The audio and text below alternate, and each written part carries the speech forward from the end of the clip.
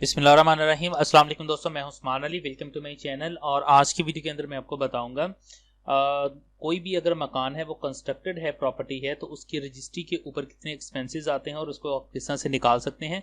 इससे पहले भी मैं एक वीडियो बना चुका जिसमें मैंने अनकंस्ट्रक्शन यानी कि कोई गैर तमीज़शुदा कोई खाली प्लाट है तो उसके ऊपर कैसे अखराजात निकालते हैं उसका मुकम्मल तरीकाकार बताया। तो इसका लिंक आपको वीडियो की डिस्क्रिप्शन में भी मिल जाएगा और इस वीडियो के लास्ट के ऊपर भी।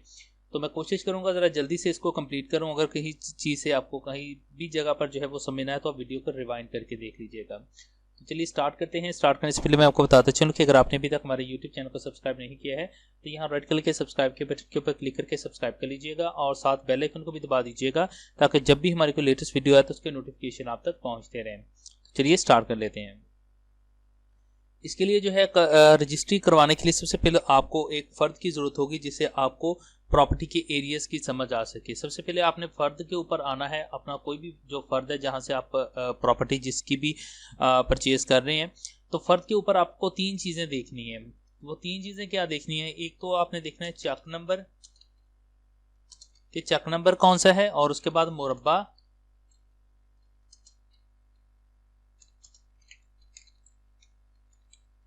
और लास्ट है जी किला नंबर। तो ये तीन चीज़ें आपको सबसे पहले इल्म होनी चाहिए। कोई भी रजिस्ट्री अगर आप करवाना चाह रहे हैं उसके अखराजात निकालने हैं तो आपको ये तीन चीज़ें पता होनी चाहिए।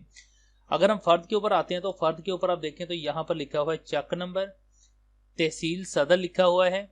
उसके बाद यहाँ पर हम जाएं तो यहाँ पर देखिए मुरब्बा नंबर लिखा हुआ है। तो अगर मुरब्बा नंबर यहाँ पे ना लिखा हुआ हो तो यहाँ पर आप देख सकते हैं कि जिस तरह से यहाँ पे लिखा है 57/7, तो इट्स मीन डैट के 57 मुरब्बा नंबर है और 7 किला नंबर है। तो ये तीन चीज़ें आपको इल्म होनी चाहिए।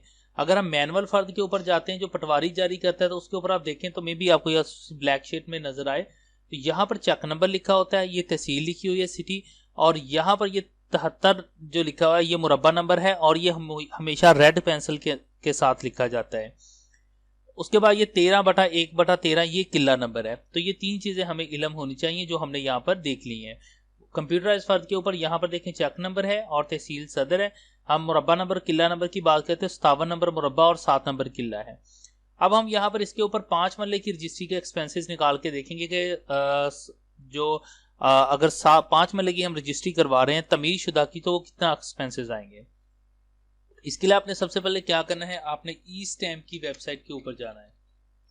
आप ई स्टैम्प लिखेंगे तो आपके सामने जो है ये वेबसाइट es.punjab.gov.pk ये ई स्टैम्प की वेबसाइट है, ये आपके सामने जो है वो ओपन होके आ जाएगी। अब यहाँ पर सबसे पहले आपने जाना है कैलकुलेटेड डीसी वैल्यूएशन के अंदर, और यहाँ से आपने देखना है कि जिस एरिया की आप रजिस्ट्री करवाना चाह रहे हैं उसका वहाँ पर सरकारी रेट क्या है प्रॉपर्टी का। तो जो भी सरकारी रेट है आप उससे ज़्यादा अपनी मर्जी से करवा सकते हैं, कम के ऊपर नहीं आप करवा सकते।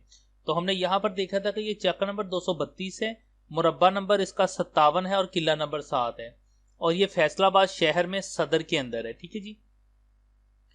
मैं यहाँ से सबसे पहले डिस्ट्रिक्ट सेलेक्ट करता हूँ फैसलाबाद, तहसील सदर, ये रजिस्ट्री के ऊपर लिखी हुई फर्द के ऊपर लिखा होता है, ये देख सकते हैं तहसील सब फैसलाबाद सदर। तो ये जो चीज़ें ये मांग रहा है वो तमाम की तमाम फ़र्द के ऊपर मौजूद होती हैं। उसके बाद यहाँ पर कॉरपोरेशन के अंडर है। उसके बाद यहाँ से आपने वो डिफरेंट एरियाज़ के आपके किस एरियाज़ के अंदर प्रॉपर्टी है उससे आपने ट्राई कर लेना है। तो सदर नंबर 2 में ट्राई कर लेता हूँ। तो ये मुझसे पूछ रहा है कि अनकंस्ट्रक्शन है, ग्राउंड फ्लोर फर्स्ट फ्लोर। तो मैं अनकंस्ट्रक्शन के ऊपर यहाँ से फर्स्ट ऑफ ऑल रेट में देख लेता हूँ कि अनकंस्ट्रक्शन क्या क्या है। उसके बाद चक नंबर 232 यहाँ पे आ चुका है, और उसके बाद यहाँ पर हमने लिखना है मुरब्बा नंबर। मुरब्बा नंबर हमारा 57 था और किला नंबर 7, तो हम यहाँ पर 57 लिखेंगे और किला नंबर यहाँ पर 7 लिखेंगे। उसके बाद वो हमसे लैंड की क्लासिफिकेशन पूछ रहा है कि ये ज़रूरी प्रॉपर्टी है, कमर्शियल है या रेजिडेंशियल है। तो ये रेजिडेंशियल है, मैं यहाँ से रेजिडेंशियल सेलेक्ट कर देता हूँ, और उसके बाद यहाँ पर ये फरूखपुर टाउन बनता है तो वो यहाँ पर आ गया है। अब मैं यहाँ पर एक के ऊपर प्रेस करता हूँ और हम यहाँ पर इसका रेट देखते हैं। तो इसका एक मरले का रेट 1,20,000 रुपया पर मरला है। हम 5 मरले की रजिस्ट्री करना चाह रहे हैं तो हम यहाँ पर 5 लिखूंगा और फाइंड लैंड के ऊपर क्लिक करूंगा। तो 1,20,000 रुपया एक मरले का रेट है और हम 5 मरले की रजिस्ट्री करवा रहे हैं तो ये 6 लाख रुपया बन गया है, यानी 6 लाख की अनकंस्ट्रक्शन है। तो चलिए मैं यहाँ पर आता हूँ और आने के बाद यहाँ पर लिख लेता हूँ 1,20,000 रुपया पर मरला है और हम 5 मरले की करवा रहे हैं तो ये 6 लाख रुपया इतना बन गया प्रॉपर्टी की वैल्यू। ये है खाली की तक का रेट। अब हमने, क्योंकि हमारी जो प्रॉपर्टी है वो तमीज़शुदा है, तो तमीज़शुदा के हमने किस तरह से रेट निकालना है। एक बात ज़हन नशीं रखें कि जो भी कंस्ट्रक्शन प्रॉपर्टी होती है, कोई भी मुरब्बा नंबर होता है, 3-4 चीज़ें मैं आपको स्टार्टिंग में बता देता हूँ। एक जो मरला होता है उसके अगर हम सरसाइयों की बात करें तो वो 9 होती हैं। अगर हम स्क्वायर फीट की बात करें तो वो 272 होते हैं, और बाज़ एरिया के अंदर 225 होते हैं। जिस तरह से लाहौर है, लाहौर में 225 स्क्वायर फीट का एक मरला है। तो ये भी चीज़ें जो है ये वेबसाइट आपको बता देती है। ठीक है जी, तो ये चीज़ें आपने देख लेनी है। और एक कनाल के अंदर जो है वो 20 मरले होते हैं, और 1 एकड़ के अंदर 160 मरले होते हैं। तो ये चीज़ों को आपने मेंशन रखना है। अब यहाँ पर हमारी जो रजिस्ट्री है, जगह हम करवा रहे हैं वो 5 मरले की रजिस्ट्री करवा रहे हैं, तो हमारा जो 5 मरले है उसके अंदर हमने स्क्वायर फीट देखने हैं। तो स्क्वायर फीट अगर हम निकालें तो एक के अंदर 272 स्क्वायर फुट होता है एक मरले के अंदर। तो मैं यहाँ पर 5 ज़रब 272 करता हूँ। 272 का एक मरला है, मैं इसको ज़रब कर देता हूँ 5 के साथ, तो 1360 स्क्वायर फीट बन गई। तो हमारी जो तमीज़शुदा प्रॉपर्टी है उसके स्क्वायर फीट की बात करें तो ये 1360 बनते हैं। मैं इसके ऊपर जाता हूं तो यहाँ पर रेट आ रहा होता है तमीज़शुदा का। मैं यहाँ पर इसको कंस्ट्रक्टेड करता हूं कि देखता हूं कि हमें स्क्वायर फीट क्या दे रहा है ये।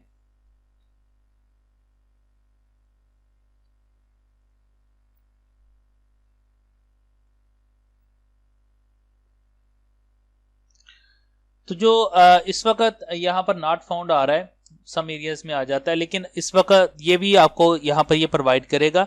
इस वक्त जो फी स्क्वायर फीट चल रहा है वो 650 रुपये है, यानी एक स्क्वायर फुट के 650 रुपये आपको चार्ज होते हैं कंस्ट्रक्शन प्रॉपर्टी के ऊपर। मैं यहाँ पे आता हूँ और 1360 हमारा जो प्रॉपर्टी है वो हम 5 मरले की रजिस्ट्री करवा रहे हैं, तो 5 ज़रब हम दे देंगे 272 के साथ, क्योंकि एक मरले के अंदर 272 स्क्वायर फीट है, और जो कंस्ट्रक्शन के ऊपर चार्ज होता है वो स्क्वायर फीट के हिसाब से होता है। अगर हम 5 ज़रब 272 दें तो ये 1360 स्क्वायर फीट बन गए। 1360 को हम देंगे 650 रुपए एक स्क्वायर फीट का रेट है। तो हम यहां पर आते हैं 1360 ज़रब दे देते हैं हम इसको 650 के साथ, तो ये बनता है 8,84,000 रुपया। अब हमने जो पहले गैर तमीज़शुदा का रेट हमारा निकला था वो 6 लाख था, अब 8,84,000। अब हम इन दोनों को जमा कर लेंगे।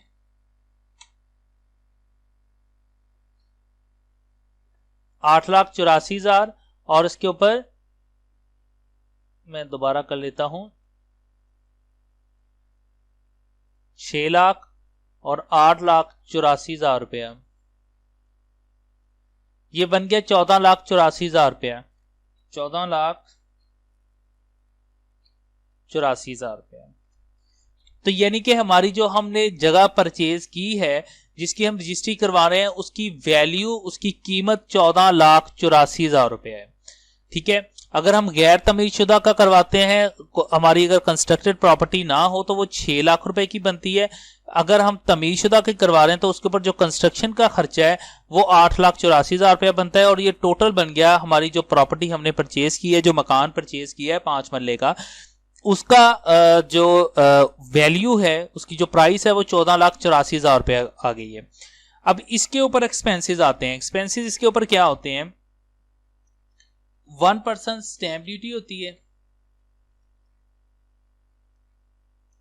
2% इसके ऊपर के टैक्स होता है, और 1% कारपोरेशन फीस।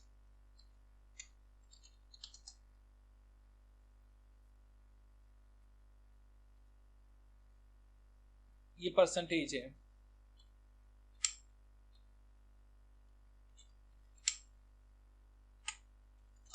तो ये टोटल 4% बन गया है। इसमें आपको मैं चीज क्लियर करता चला जाऊं कि अगर यहां पर देखिए ये अर्बन एरियाज के अंदर ये प्रॉपर्टी आ रही है, अगर यहां पर हम रूरल एरियाज के अंदर आ जाते हैं, हमारी जो जिस जगह की हम रजिस्ट्री करवा रहे हैं वो उसका एरिया जो है वो इन रूरल एरियाज के अंदर आ रहा है, तो फिर ये जो स्टैंप ड्यूटी है जो 1% है ये 3% के ऊपर चली जाएगी। बाकी तमाम चीजें वैसे ही रहेंगी। फिर स्टाम्प, अगर तो हमारी जो प्रॉपर्टी है वो अर्बन एरियाज के अंदर है तो स्टाम्प ड्यूटी 1% लगेगी, अगर रूरल एरियाज के अंदर है तो 3% लगेगी। तो यहां पर हमारी जो प्रॉपर्टी इस वक्त हमने देखी है वो अर्बन एरियाज के अंदर है, सो हम 1% के ऊपर यहां पर इसके ऊपर चार्ज होगा। तो टोटल 4%। 4% हम कैसे हमने निकालना है, ये 14,84,000 इसकी वैल्यू है, इसको हम जरब दे देंगे 4 के साथ और तकसीम कर देंगे 100 के साथ, तो ये बन गया 59,360 रुपए। तो चलिए मैं यहां पर आता हूं, 59,360 रुपए ये हमारे बन गए 4%। ठीक है जी। अब 4% यहां पर कंप्लीट होने के बाद अब इसके ऊपर थोड़ा सा और खर्चा है। वो क्या खर्चा है, 1,000 रुपया इसके ऊपर रजिस्ट्रेशन फीस है, मैं इसके नीचे ही इंक्लूड करता चाहता हूं। 1,000 रुपया इसके ऊपर रजिस्ट्रेशन फीस होती है, इसके अलावा 500 रुपया इसके ऊपर इंतकाल फीस होती है, और इसके ऊपर आप 1,500 रुपया मजीद जो है वो अजाफी एक्सपेंसेस लगा सकते हैं जो कि तैयारी के ऊपर इसके ऊपर आ जाते हैं। तो यानी ये 3,000 रुपया मजीद ये हो गया। अगर हम इसको हम कैलकुलेट करते हैं, हम इसको साथ में जमा कर देता हूं 3,000 रुपया, तो ये 62,360 रुपए बन गए। तो ये टोटल एक्सपेंसेस हैं इस रजिस्ट्री करवाने के ऊपर। और इसमें बाद में अगर कोई आप किसी लॉयर की खिदमत हासिल करते हैं, अगर वो कोई चार्ज करते हैं तो वो इससे अलग होंगे। ये वो एक्सपेंसेस हैं जो कि आपके रजिस्ट्री करवाने के ऊपर आने ही आने हैं, जो कि आपके गवर्नमेंट फीसेस हैं, इसके अंदर किसी किस्म का भी जो है वो कोई छूट नहीं है। इसके अलावा अगर कोई बंदा प्रॉपर्टी सेल कर रहा है, जो सेलर होता है, ये चीजें अमूमन पैसे जितने भी होते हैं ये बायर परचेज जो है वो पे करता है, लेकिन अगर कोई सेल करने वाला प्रॉपर्टी को सेल कर रहा है तो वो सेल करता है अगर 4 साल से पहले, तो उसके ऊपर 2% मजीद लगेगा, इसको कहते हैं हम सी टैक्स। ये सेलर करने वाले के ऊपर लगेगा। अगर उसने जो प्रॉपर्टी है वो 4 साल से पहले फरोख्त कर रहा है, अगर उसने कोई प्रॉपर्टी परचेज की है, फॉर एग्जाम्पल उसने परचेज की है 2010 के अंदर और वो 20 को सेल कर रहा है, तो उसके ऊपर कोई एक्सपेंसेस नहीं लगेंगे, ये टैक्स उसके ऊपर सी टैक्स नहीं लगेगा। लेकिन अगर वो 2018 को प्रॉपर्टी परचेज कर रहा है और 20 को सेल कर रहा है, तो अभी उसको 2 साल हुए हैं, तो वो उसके ऊपर ये मजीद जो है वो 2% के टैक्स लगेगा। इसके ऊपर अगर बंदा फाइलर है, जो बंदा तो वो उसके ऊपर ये के टैक्स भी और सी टैक्स भी 1% होगा, अगर नॉन फाइलर है तो 2% होगा।